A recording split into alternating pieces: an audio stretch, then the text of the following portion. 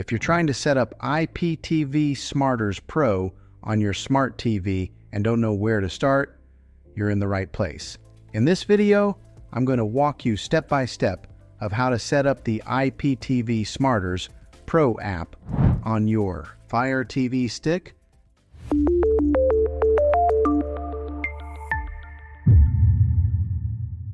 The first thing you need to know is that IPTV Smarters Pro does not come with any channels built in. You will need a subscription from an IPTV provider before you can use the app.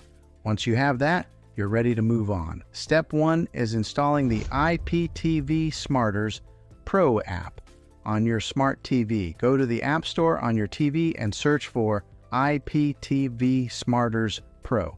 Once you find it, go ahead and download and install the app. After the app is installed, go ahead and open it. The first time you launch it, you may be asked to accept the terms and conditions. Just go ahead and select Accept to continue. Now you'll see a screen that gives you a few different login options. The most common option is Login with Xtream Codes API. Go ahead and select that. This is where you'll enter the information provided by your IPTV service. You'll need 3 things: your username, your password, and your server URL, which is sometimes called the portal URL.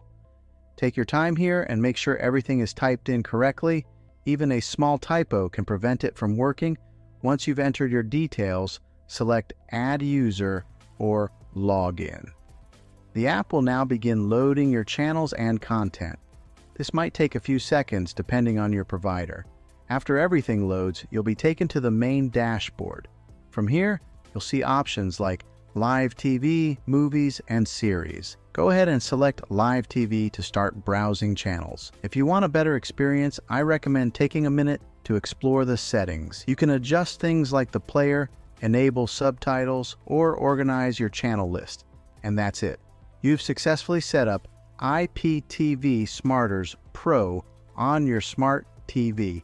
If this video helped you out, make sure to hit that like button and subscribe to the channel for more simple smart TV tutorials just like this one.